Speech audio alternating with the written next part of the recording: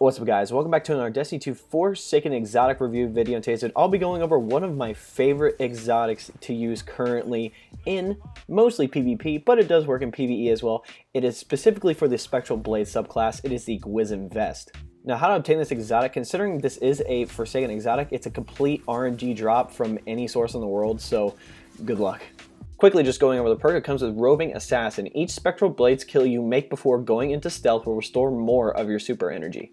So my thoughts on Roving Assassin. So this perk doesn't mean exactly what it says in the description. So after you get a kill, you do get super energy back when you go invisible, but the more kills or orbs you create, the more super you get back. So if you get one kill, you're gonna get a little super. If you get like 3 kills, you're gonna get a lot of super back, right? So number one, you can't spam your heavy attack to keep getting the super energy back. There is a cooldown, so you can't just be heavy attack, heavy attack, heavy attack. Using your light attacks actually helps out this thing. So if you get 3 kills with your light attack and then go into stealth, that's when it kicks in, right? So essentially, if you can keep getting kills consistently, your super can last a lot longer than it normally would without this exotic.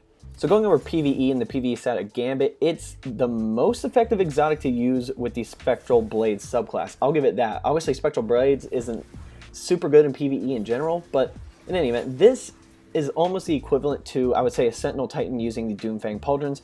Obviously, it's not completely the same, but you have the opportunity to have a super that can last a very long time, longer than any other super available if it is used properly, right? So Spectral Blades, again, in general, not good for PvE, but with Gwisin Vest, it can be potentially an ad clear or crowd control machine, right? Obviously, those capabilities can be improved significantly if your super can last longer, right? So even in things like Gambit, once you get your super, you could have your super for more than like the regular 20 seconds or whatever it is, right? So which can definitely help with faster milk collection and banking for your team. So going over Crucible in the PvP side of Gambit, again, this is hands down the best exotic to use with Spectral Blades. I've had my super for more than a minute on multiple occasions. You can check out these clips that I put in here. It's wild. Like, I think my longest one I had was 1 minute and 40 seconds with my super. You can count it out on the timer or whatever. I'm not lying to you. So this allows you basically just to go on crazy kill streaks, and it's completely insane. So in my opinion, it's more effective in quick play than it would be in competitive, right? Quick play is 6v6, which means there's more opportunities to kill enemies versus 4v4, which by definition means that your super can last longer. More kills, longer super, right? And if you do them in quick succession, you're gonna be able to get it a lot longer as well, right? Being able to have the wall hacks as part of the super is great because you don't have to guess where the enemy is versus other supers like a Nova Warp or a Stormcaller or like a Blade Barrage. Well, I guess Blade Barrage is like one of the panicked ones, but it doesn't really matter. So you can be more efficient with this super than a lot of others. So just going over some exotics and perks that would pair well with this, considering that you have to be in your super for the exotic to be useful, is a slight letdown, but once you get it, it is insane. There isn't a lot you can do when it comes to like putting on other exotics. Obviously, you can't put on any other armor. Weapons-wise, it doesn't really matter because, again, you're using your super. So if I were to recommend anything, I would say mobility and super mods on your armor, right? Getting your super quicker in general is great. I believe we all know that. And the thing is with mobility is that the faster you are, the more likely you are to get to your enemies. Like, if you can get to them quicker, that by definition means you can keep and extend your super. So I know some people are like, oh, I don't like running mobility, I like my fast recovery. Once you run like 10 mobility on any subclass, it's so hard to go back because you feel so freaking slow. But I do recommend just bumping up that mobility just a little bit, because if you can slice at somebody and get them before they get you, that's obviously going to help you out a lot better.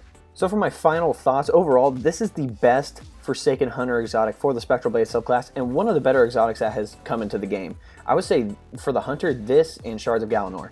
Those two are freaking insane exotics, and it's crazy. Apparently, there's a nerf on the way for this exotic, so make sure you can take advantage of it while you can. I don't know if I'm assuming what we're doing is not intended for the game. Maybe they'll just give it a small nerf. Just give me a small nerf. I don't care about like a huge nerf. I'll care. A small nerf, I won't care. Just put a small one on it and I'll still do it.